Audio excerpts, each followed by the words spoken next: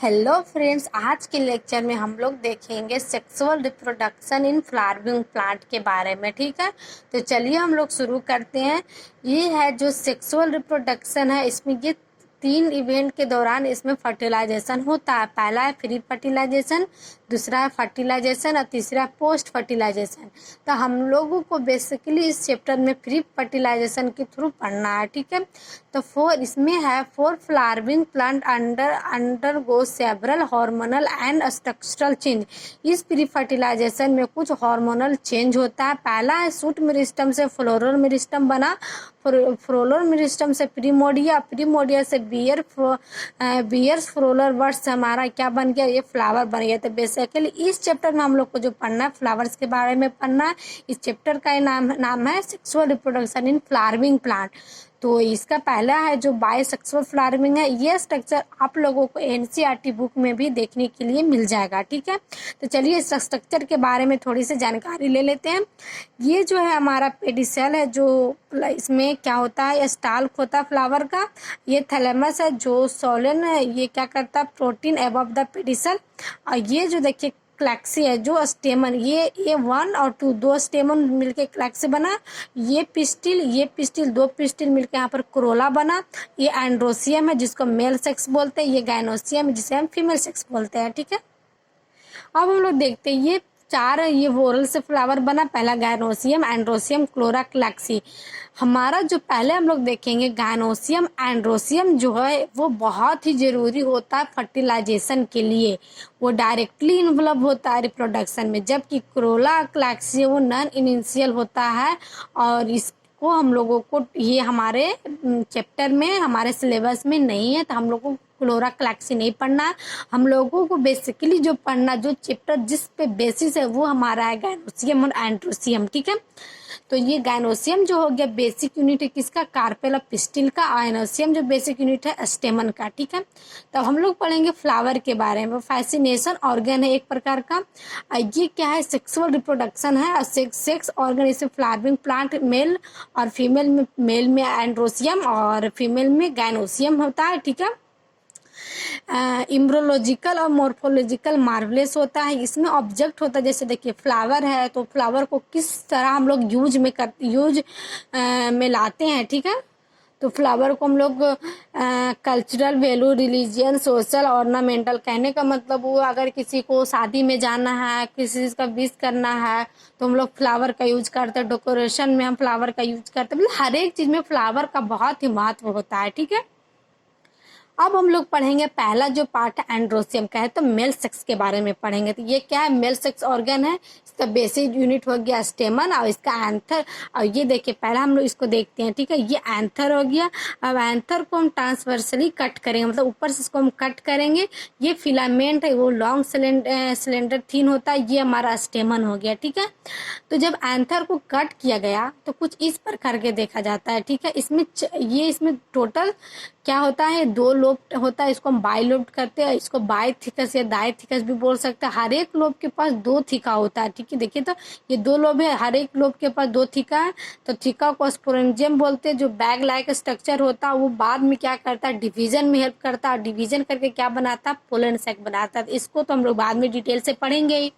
तो पहले हम लोग देख लेते हैं ये जो टेट्रा स्पोरेंजिनेट है, जो 4 स्पोरेंजियम बनाता है, जो प्रेजेंट रहता है डिफरेंट कॉर्नर, हर एक कॉर्नर पर एक एक प्रेजेंट रहता है। ठीक है, जो फिलामेंट था जो लॉन्ग सिलेंड्रिकल थी ना, इसको हम प्रोक्सिमल, ये जो proximal end of the filament is attach to the petal thalamus. ये जो अटैच रहता है किससे अटैच रहता है, पेटल और थैलेमस से क्या रहता है, अटैच रहता है। ठीक है, तो अब हम लोग देखते हैं एंथर के बाल के बारे में। ठीक है, कि इसमें कितने लेयर होते हैं, जैसे इसको कट करने के बाद हम इसको डिटेल में देखेंगे। तो पहला इसका क्या देखेंगे, ये कितने लेयर से ये अटैच रहता है। ठीक है, तो जो हेल्प करता है प्रोटेक्शन, डिहाइसेंस और नरिशमेंट, न्यूट्रिशन में। न्यूट्रिशन कौन प्रोवाइड करता है, टेपेटम। हम लोग को जानना है कि टेपेटम आखिर होता क्या है। ठीक है, तो पहले हम लोग इसको स्ट्रक्चर को देखा जाए तो इसमें 3 लेयर होता है, एपिडर्मिस, इंडोथेसियम और मिडिल लेयर। तो एपिडर्मिस में होता है ये क्या है, आउटर मोस्ट लेयर है, सबसे बाहरी परत है। ये सिंगल लेयर में होता है, ये प्रोटेक्शन में हेल्प करता है। ठीक है, और ये प्रेजेंट रहता है किसके, एपिडर्मिस में। ये जो है प्रोटेक्शन में हेल्प करता है। लेकिन इंडोथेसियम है जो कि प्रेजेंट रहता है इनर टू एपिडर्मस, एपिडर्मस के नीचे प्रेजेंट रहता है, जिसको हम बोलेंगे इंडोथेसियम।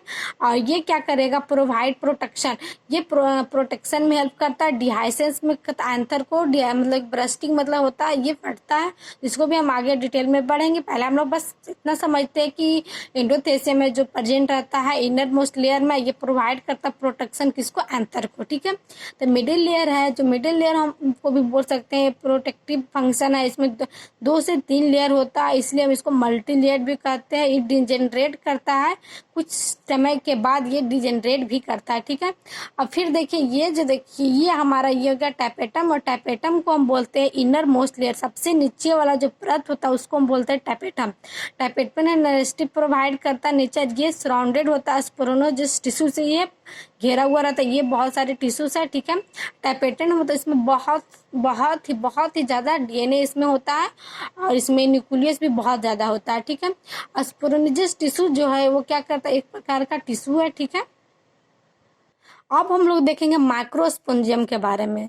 तो in transfection anther microsporangium appear to circular in outline, जब इस एंथर को काटा गया तो उसमें क्या निकला, माइक्रोस्पोंजियम निकला, जो कि सर्कुलर होता है। ठीक है, ये बहुत सारे स्पोंजियन टिश्यू को से घेरा हुआ रहता है, जिसको हम स्पोरोनोजिनस टिश्यू कहते हैं।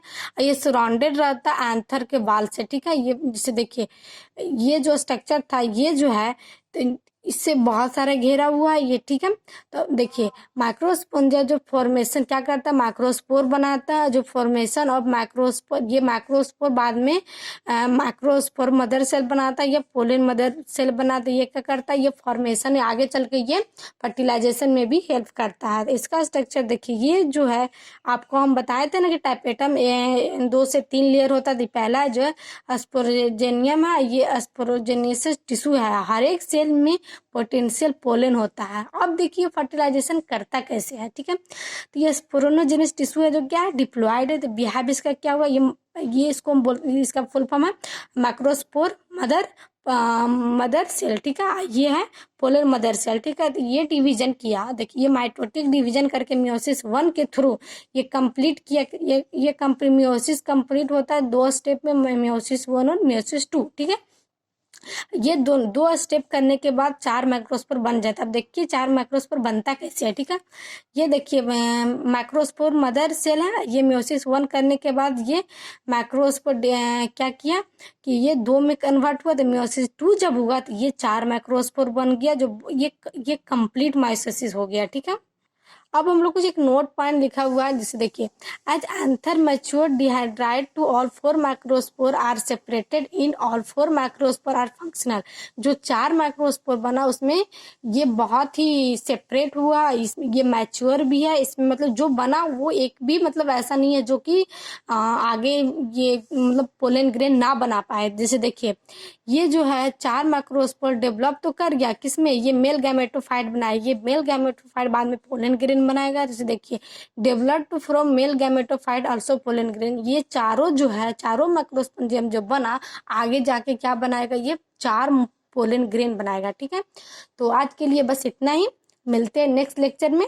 और अगर आप अभी तक मेरे चैनल्स को सब्सक्राइब नहीं किए हैं तो प्लीज़ कर दीजिएगा, ज़्यादा से ज़्यादा लाइक कीजिए, शेयर कीजिए। Thank you.